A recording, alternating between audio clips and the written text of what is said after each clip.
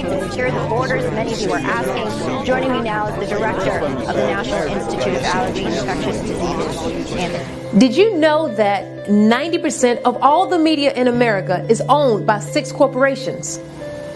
News Corp, Disney, Viacom, Comcast, Time Warner, and CBS. And the top 6 that own 96% of the world's media is News Corp, Disney, Viacom, Time Warner, Vivendi, and Bertelsmann. The media. The media is the largest propaganda medium across the world. It is the weapon of mass deception. Malcolm X said it best. The media is the most powerful entity on earth. They have the power to make the innocent guilty and to make the guilty innocent, and that's power, because they control the minds of the masses. The most dangerous problem with media deception is that often we don't even realize when it occurs. The best propaganda strips you of your critical thinking and leaves you feeling like you've made all your decisions completely on your own. When you think of Muammar Gaddafi, it's hard not to think this guy is crazy. You've accused Muammar Gaddafi of genocide. We stand ready to do what is necessary to make sure that there's not an act of genocide against those people. Now, it isn't his former enemies that Muammar Gaddafi fears. Like every dictator who stayed too long, the voices he hears are the cries of his own people. Gaddafi squandered his nation's oil wealth, oppressed his people, sponsored terror worldwide. Muammar Gaddafi was ruthless, outrageous, and unpredictable. He will go down as one of the most brutal, vicious killers that the world has seen. And our resolve is clear. The people of Libya must be protected.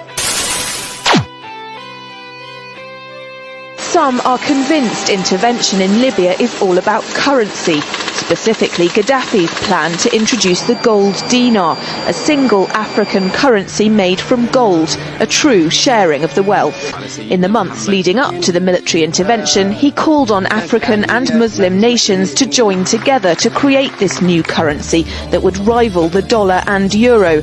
They would sell oil and other resources around the world only for gold dinars. If Gaddafi had an intent to try to reprice his oil or whatever else the country was selling in the global markets and accept something else as a currency, or maybe launch a gold dinar currency, any move such as that would certainly not be welcomed by the power elite today who are responsible for controlling the world's central banks.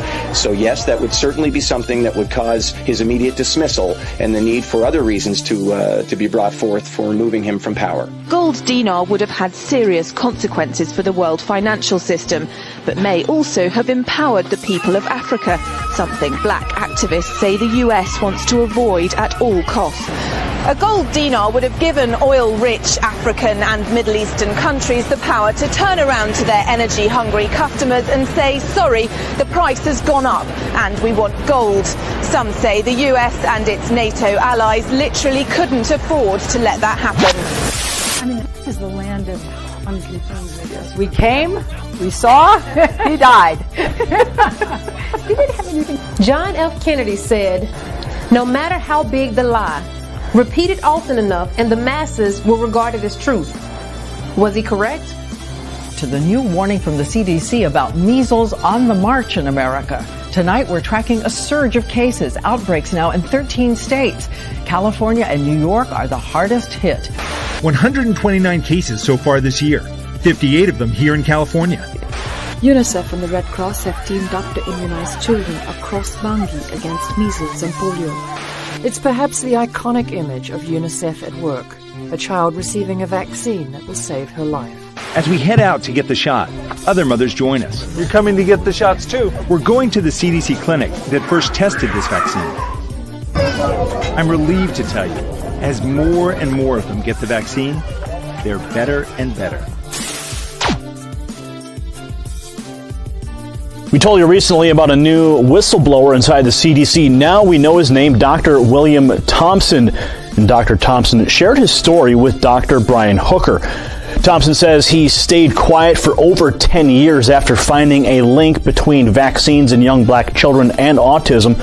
Thompson says the CDC knew about this link and purposely manipulated the evidence by removing black babies without birth certificates from the study to justify their own multi-billion-dollar vaccination operation.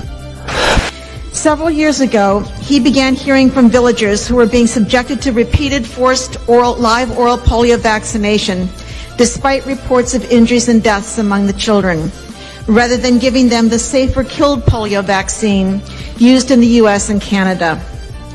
Since that time, he tells me, he has been persecuted by the government, World Health Organization, and UNICEF, and his radio station has been driven into bankruptcy. Kahura is appearing here at great personal and professional risk to tell his story. And when we eventually find out the truth, it doesn't matter because there's a 4-on-2 slam. Oh my God, he scored!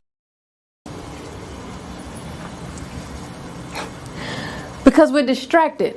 We know more about every statistic pertaining to sports, but have no clue about what we face statistically in our own communities. We know more about what's going on with all the housewives and in their families and with their husbands than we do with our own family. And what we're distracted with, we emulate. That's one of propaganda's best punches, the power of persuasion. Look at the trends of today and look at media just a decade ago. And ask yourself, has our emulation been progressive or regressive? Regardless of what you think of Bill Cosby, blacks have not had a more progressive moment in media compared to the Cosby decade. Morehouse College enrollment increased during the Cosby era by 37%. You don't have to ask yourself why NBC fought selling the company to him. But as a society, let's see where emulation has left us.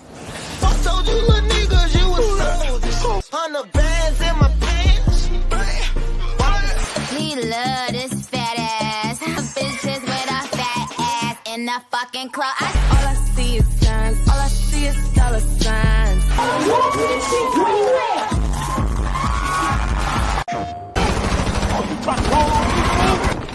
Freeze! Now! Drop it! And we can't forget the deception that comes from the companies that make it all possible. This program is brought to you by advertisers that play on our every emotion, telling you how to look, how to feel, what to buy, what to wear, how to act.